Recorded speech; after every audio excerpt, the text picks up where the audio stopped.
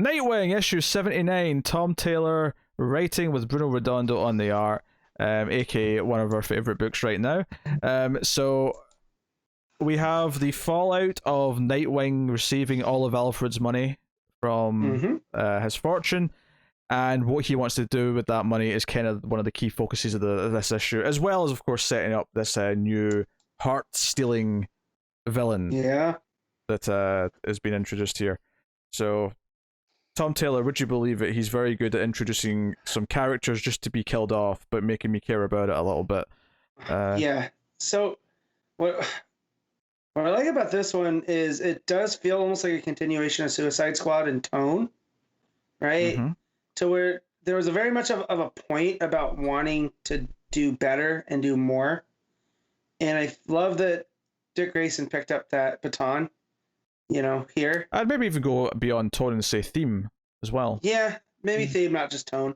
But yeah, that he sees people struggling and he's like, well, I'm going to help them every way I can, not just as Nightwing, but as Dick Grayson. And I love that, and especially from, well, I'm sure we'll get there, but the conversation him and Babs have about him having basically to remember who he is, and almost, like he takes advantage of that to become a new version of himself. Like, so just the meta storytelling and what he decides to do here with the money, I think is, I kind of, it's really nice. After a couple of pages of just sort of, hey, this is my history kind of stuff, I love that it just kind of flows on naturally from the events of the last issue, where it's the same night and he's like, oh, I'm really hungry because I'm eyeing up this dog food. So the kibble. Yeah, so let's go get some pizza. And I'm not gonna lie, I don't know why this is as funny as it is, but him going up to the pizza place that just gives you out the slices and saying, hey, 2 slices please, and then Babs going, hey, you're a billionaire now. It's like, oh yeah, give me 4 slices. Yeah. And also, one of my 2 only art quibbles in this issue is in this panel. And these are like probably my biggest complaints with the entire book. Is this an art? Hold on. Is this an art problem or a philosophical problem of how he holds up 4 fingers? Because this one's that. The other one is. Well, I mean, I guess it falls into it, but it's an art choice. Sure. Who holds up those 4 fingers? Like maybe if you're counting upwards first, sure, but who goes 4 fingers and does that and not that? And for the audio listeners, I'm putting my thumb down for the second one as opposed. Because if we go like this, you're bringing up the 4 horsemen. Okay, just to establish for people who aren't looking at us, in the comic, he's got all the fingers but the pinky up. That's how he's holding up 4 fingers. I can't do. My fingers are weird, so I just or do the horseman. It's a little bit weird. It's a little bit weird to do. Yeah. I mean, this would have got him shot in Inglourious Bastards, wouldn't it? Or wouldn't have got him shot? One of the well, I can't remember which way around it was, but you're right. Which one, but Fassbender held up the wrong combination. The difference between being shot and not shot is a really big difference. Yeah. But you know what I mean? Is he used the wrong one. And, the bad guys paying attention picked up on it and knew he wasn't who he said he was. Blah blah blah. Here, there's not it's pizza. It's not life and death.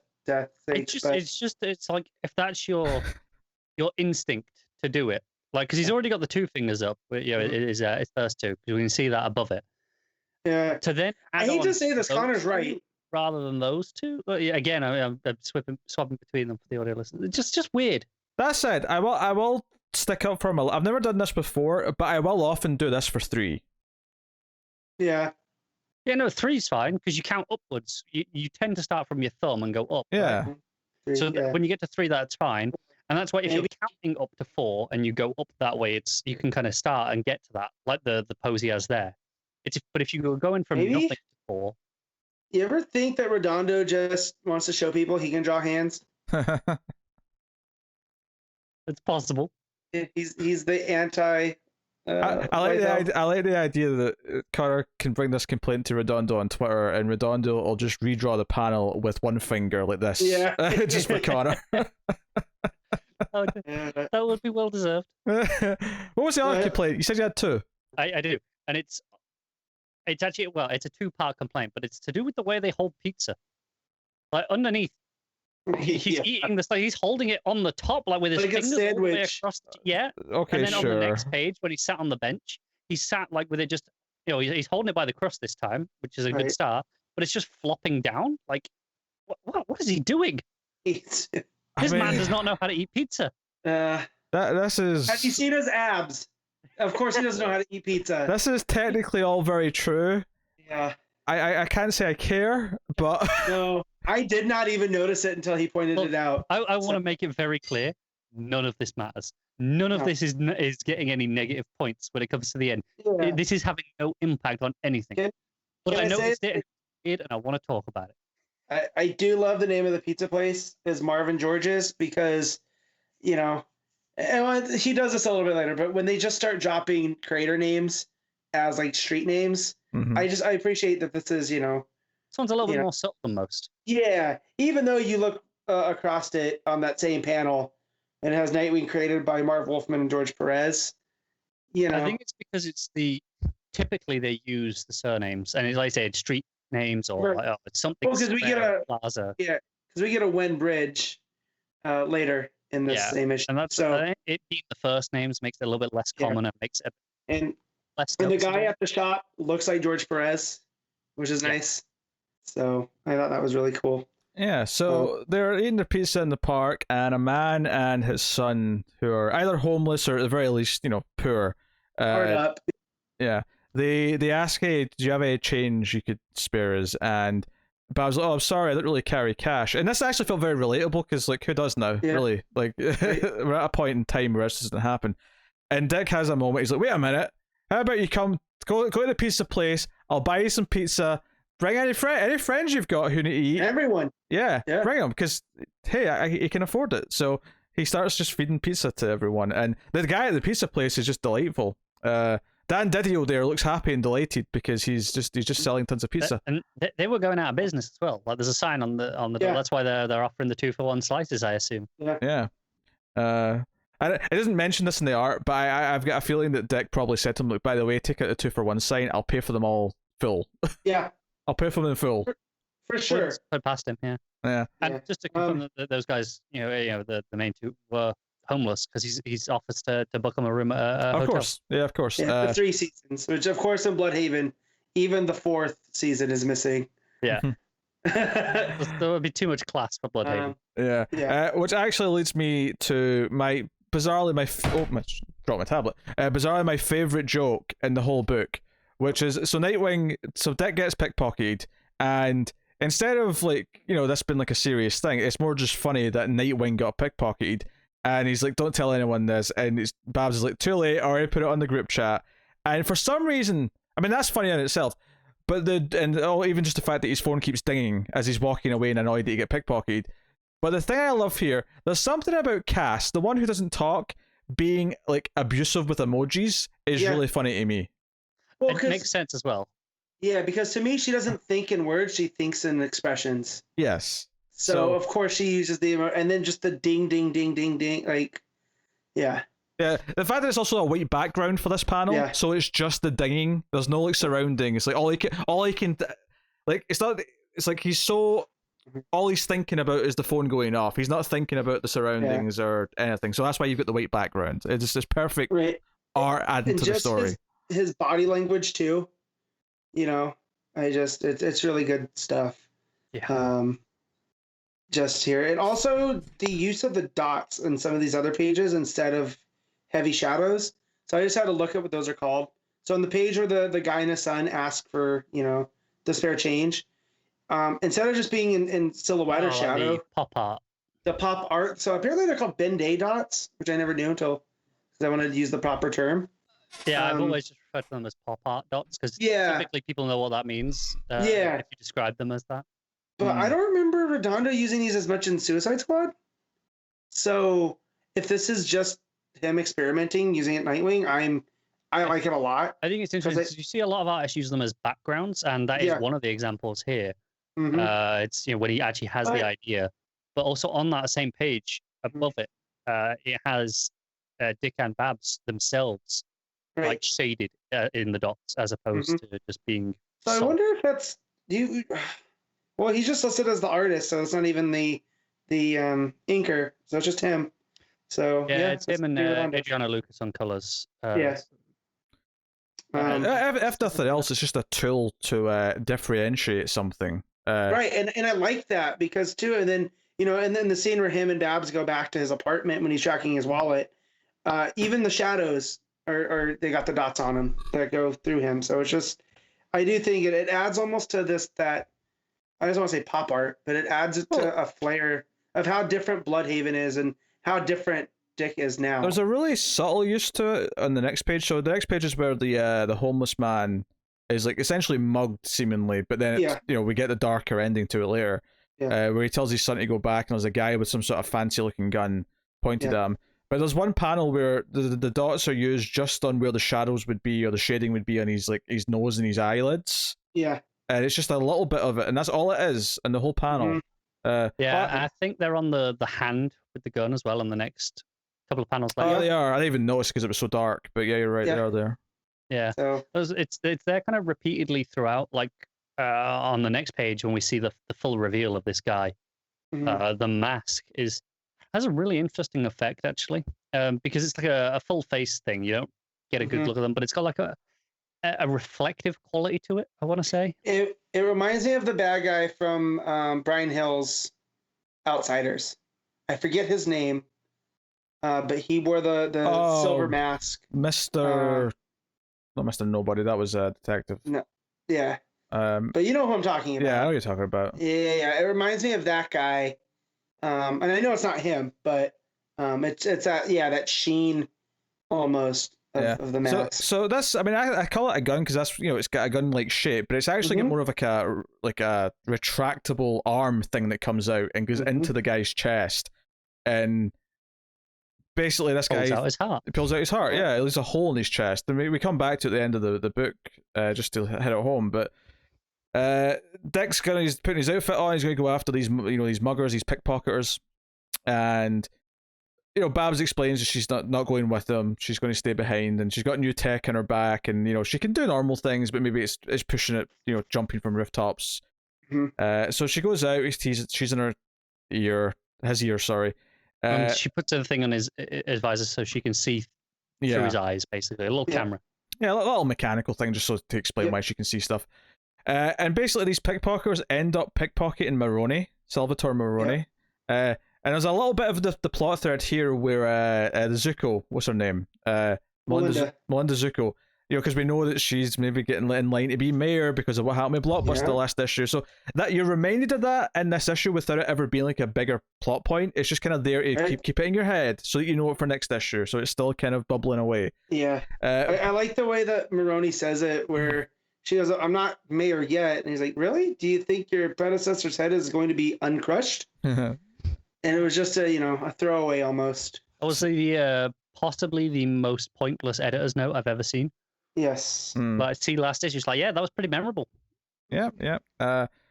So Nightwing is basically saying, "Oh, come on, kids, don't try and pickpocket these guys. You don't know who you're pickpocketing." But of course they do. The henchmen notice and go chase. We get this gorgeous 2-page spread of all the sequence of like Dick jumping down from the top of the building. We see all the motion and the steps of him jumping down. Again, kind of like a sort of a muted color. It does kind of have the dots, doesn't it? It does, yeah. It does. And it's only the very, very last one at the end where he sort of trips the last henchman that he's actually in full color. Still with the dots though, but yeah, super cool stuff. It's something we see a lot in Nightwing. I think Nightwing and Daredevil as well, who's a very comparable character. I was gonna say it reminds me a lot of Daredevil, and I don't know if it's because of the stick, Like, I think it's just because Nightwing and Daredevil, their action style is very similar in a lot of ways. Very acrobatic. 100%. You either tend to see this version where it's the colors blocked out, or they'll do full color, but it'll be like have a translucent effect. Yeah. So you can like see through them a little bit, so you can kind of get this effect of it being in the past. We don't usually see it though with this many iterations in the movement. No. Like it's usually just like 2 or 3 over a jump, whereas this is the entire sequence. Yeah, I mean, you can follow it, right? Like, it's almost like an animation. I think one of my favorite points of this is in the bottom left corner of this page, as he gets down off the building. Yeah. He swings on like a line before he lands on a bus. Mm-hmm. But you can see that he's done a flip in midair. Even though we don't see that, we just see the landing. Right. Because of just the way the lines are drawn to show like the trajectory of the movement, you can see the flip, even though it's not there. I think that's really clever. Mm-hmm. Yeah, yeah, there's a good sense of motion to the whole thing. And so he comes out to the guards, he chases the kids and finds essentially a homeless camp of all these like children. And then, feels like shit and like doesn't care about his wallet anymore. Which he actually acknowledges beforehand that all he really has in his wallet, other than like, $20 is like just like receipts and old crap that he doesn't really need. Yeah. What is credit card is business cards that he'll never look at, and a fine collection of old receipts. I mean, the credit cards are not having to cancel a card is annoying. Like that's the most annoying part. No, it is. What does she say? She calls it like his collection of something. Nothing, maybe. Your pocket trash collection. Pocket trash. Your pocket trash collection. There you go. That made me give an actual laugh as I'm reading this in bed this morning. And it's this experience with, obviously between the homeless people before that he was helping feed and then these kids at this camp, that it makes him realize what he wants to do with the money. He wants to be a safety net for the city. That's how he phrases it. He wants to be there to support everyone who falls, which is so Dick Grayson. But, again, that metaphor was Dick Grayson's origin story. What did he do in the circus? So it's perfect. And just at the final page, as he says that, we see just that, it brings us back to the homeless man with the hole in his chest, with this villain standing over him, whoever he may be. So, yeah, really great stuff. And I know it's a little bit too much, right? And I'm sure he wanted to be more nuanced, but the fact that Dick has so much heart in this issue, like you can just the way that Redondo draws him when he comes across the homeless camp, right? We just see him from behind, but just his body language, you can tell the state of shock, right? Like he was surprised this is where he was going to end up. And then just the way that he kind of walks away almost in shame, like that you could tell this really affected him emotionally. And then so for the next part to be called Heartless, like you've just built up, show us how much heart Dick Grayson has. Like that's some really good storytelling. Yeah, it's impressive stuff. You've got like the build up of this villain. You've got building sympathy with this character who gets his heart taken. It makes it feel like the issue essentially builds the idea of all these people that the city's failed because the city, there's constant references in this issue about how the city's not looking after people. And it builds the idea of all these homeless people as being representative of who this city's failed and fallen through the cracks. So to have one of them be attacked, it kind of feels like something's attacking everyone at the bottom end of the city. So Nightwing saying that he wants to fight for these people, and he doesn't even mean it in this way, literally. He means it through money, he means it through all these other methods. But by giving us a villain who's attacking that part of the city, it paints everything in the issue, it pulls it all together into one neat thematic thread that makes it feel cohesive as a story. It's really good storytelling, and to the point where like everything comes together in a way that just works. Yeah, and the way that the Bloodhaven started as a whaling town, and so that statue him and Babs go look at is a like a whaler fighting a kraken, and that it was a reminder that this town could fight monsters, and the town has forgotten that because it's been overrun by monsters, and just what that means with the homeless kids, the guy that was asking for a spare change, and what all this means. It just goes together so well. Yeah. It's an exceptional issue that is very wise with its time. It's funny in places it needs to be. It makes you love the heroes more, and it builds a proper villain. I mean, maybe not like who he is exactly yet, but at least the menace of him, the threat of this mysterious villain. Yeah. So it's funny. I probably still think the last issue was better, but only because it made me like tear up because it was so emotionally impactful. Yeah. But I think part of it as well is it was a first issue back, to Nightwing, and everyone was like, "Oh my god, this return." Yeah. It had a bit more emotional weight just from us going into it beyond even what the issue did. Yeah. But this is not that I'm necessarily going to give it a perfect score, but it's pretty almost flawless in terms of what it's setting out to do. So with that said, Matt, what are you rating Nightwing issue 79? I'm giving this one a 9.5. Connor? I'm gonna give it a 9 because I think, like you say, it's more or less flawless. It just doesn't have the emotional punch that kind of lifts it above that. Yeah, I'm also gonna give it a straight 9 out of 10. But I mean, Taylor's batting average here. But for 2 issues, he's had 2 9s, 2 9.5s, and 2 10s. Between the three of us across the 2 issues, that's the scores that have been given out. It's pretty good. That's a pretty good average. And Ollie makes it feel more and more again. This is the start of a special run. As long as he gets enough time to really go on this, which hopefully he does. And the fact that they're giving him a Superman book as well just kind of confirms that they believe in Tom Taylor, as they should. Barring sales tanking, which by all accounts they're above expectations. Well, Matt almost had to pay $20 for the issue. Yep. Yeah, I think we're pretty in good hands for as long as Taylor wants to write the book. Which, he might have a finite story he wants to get in and out, or he might have a longer story. I don't know. Yeah. He tends to vary depending on. I know what I'm hoping for.